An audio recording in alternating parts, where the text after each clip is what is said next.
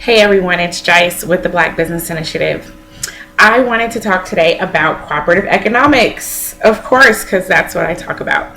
So I have been talking to both customers and business owners about our interaction with each other. And I do find it a little disheartening. Don't think that I'm a customer who doesn't run into this myself. I definitely run into business owners who I have a hard time getting a hold of, who don't call me back, who have poor customer service, things like that. But I'm dedicated to the cause, which is why I'm here talking about cooperative economics. I will be talking about some customer service as well. I'll be talking about all types of things. So if you're not subscribed, definitely subscribe. I'll be pushing a value system that I believe that we need, and one that we need to really work on individually with each and every one of us. And so we can't look at ourselves as blaming things on the masses like the dominant society does to us. We need to recognize that we have problems as a collective that we can overcome if we work individually to fix some of these things and work on them within ourselves. So I hope that makes sense. But anyway, let me move on because I don't want to make this a super long video. So I want to talk about both buying from and selling to each other. I definitely want to address both because I think that there are issues that fall on both sides. So we know that there are generalizations that are out there about us, right? So basically, some of the generalizations are that Blacks are uneducated, that we're lazy, that we're suspicious, we're bad tippers, right? So some of those things are factors. Now, for some individuals, that those things are true. And then you have other individuals who really have to work hard to try and overcome those. And so you'll find people who, instead of tipping a typical 18%, want to tip 25% because they don't want to be known as a bad tipper. Or, you have people who exaggerate their emotions inside of stores to make sure that people know that they're not stealing something. And I think that that's also equally sad because we shouldn't have to change our typical habits, or we shouldn't have to change who we are to try and overcome essentially what's a fallacy, a hasty generalization of who we are as a group of people. It's not based in any fact, and they're just stereotypes. So that being said, I think that as business owners, we need to really be honest. If you are a Black business, are you open on time? Do you stay stocked? Do you treat your Black customers politely like you do your white customers? Are you professional? Are you knowledgeable and up to date on current trends in your industry? I think that's a really big one, because one of the things that I see are Black people having a really hard time with paying for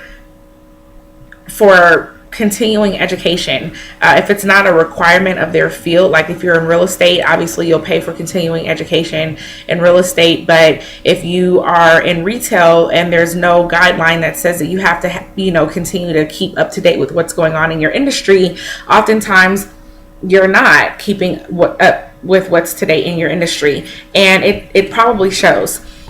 Are you cheap? Like, when you come in, does it look cheap? Does it look bad? Do you mistreat your Black patrons? So I just want to ask some of those things. I want people to be honest with themselves about that, because those are some of the most common complaints that I'm hearing from Black consumers, is that when I walk into a Black store, they don't have something, they're out of stock, they're not open on time, I'm mistreated, they have no idea what they're talking about, they look cheap, their stuff is not put together well. And so if this describes your business, be honest and then work on those things, because as consumers, we have other options, right? So we want us, as a value system, we want us to shop Black, but we also want quality for the money that we're spending. I've talked before briefly about how we don't often control our manufacturing costs, and so sometimes our prices may be higher for us just to turn a profit. But then also we have to consider what the experience is when a customer walks through that door, and especially if we're treating our Black customers worse than we're treating our white customers, we really have to consider why that is. I mean, first, we should be treating everyone base level, but if you had to give preferential treatment to somebody, you probably should try and give it to the people who you want to come back and repeat and be your customers again. So I think a lot of this really just comes to being honest with ourselves. And if you are really running a high class business, then great, and keep doing it and keep up the good work, and help encourage some of your other fellow business owners to also raise their standards. But I do think that we should address the fact that sometimes we do have substandard buying experience within our Black stores or within our Black businesses, and we really need to address that from the business owner standpoint. So from one business owner to another, we need to be able to step it up. And we can. So I really want to encourage the business owners to do that. So don't think that there's not something coming for the Black customer, because there is. Customers, be honest. This all boils down to us being honest with ourselves. First of all, one of the most discouraging things I hear is, I don't shop Black. I don't shop Black because whatever comes after that because is completely irrelevant. I've mentioned this before, but if you've ever walked into Walmart, Applebee's, Verizon, Sprint for sure, because I'm done with Sprint, you've received bad service, and it definitely doesn't stop you from going back in. At best, for some of you who insist that you don't shop in places where you're not respected, which I find hard to believe because we're hardly respected anywhere, and we still shop. But if you are one of those people who insist that you don't shop where you're disrespected, you may not go back to that Applebee's, but you have not shunned the Applebee's franchise as a whole. You just don't go back to that location. If you go and visit another Applebee's at another location and your experience is fine, you will have no problem promoting Applebee's all day long. So it just completely boils my blood when I hear someone tell me that they don't shop Black because they had whatever experience it is that they think they had. The other thing is, we have to come to a realization. It's just a fact. We do not control our manufacturing. We do not control our supply chain. There are often times that we are shut out of markets that we shouldn't be shut out of. And because of that, even if we're providing the same markup as someone else, you may feel like we're trying to price gouge, but a lot of times it's because we're not getting the same deal, especially in things like retail. If you are in retail, you may not be getting the same wholesale price as someone else is getting. And so if everyone is doing a 20 or 30% markup from wholesale to retail, your 30% markup could look largely different than someone else's 30% markup. Not to even mention how larger corporations like Walmart bully manufacturers into giving them lower prices than anyone else. So expecting a Black business owner to have a lower price than Walmart is unreasonable, and at this state, it's not going to happen. So don't expect that. Are you constantly looking for discounts? That's a big one.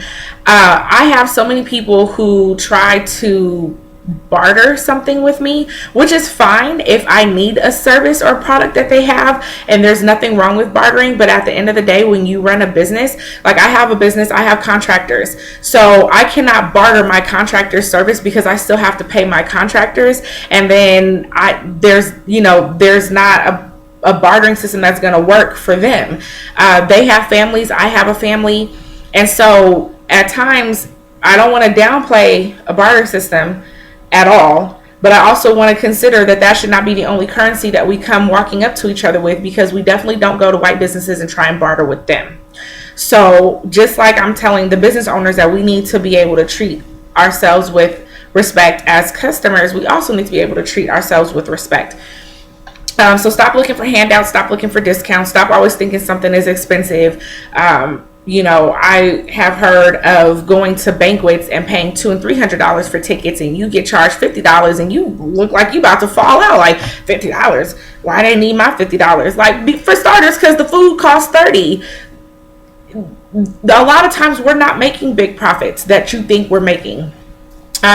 So if you're not a business owner and you don't understand what that looks like from that standpoint, understand that a lot of business owners are not making ends meet. We're not making hundreds and thousands of dollars. So if we told you a $50 price, we already know you're going to have a problem with that. And we try to make it as low as possible to at least break even and possibly make a profit so we can feed our families too. So don't do that. Don't try and get over. Just stop. And you know that you do sometime. That's not everyone, but it's a lot of us. And I think it's pitiful. That's all I'm going to say on that. The last thing is, don't speak ill on Black businesses. There are Black businesses. I actually have one.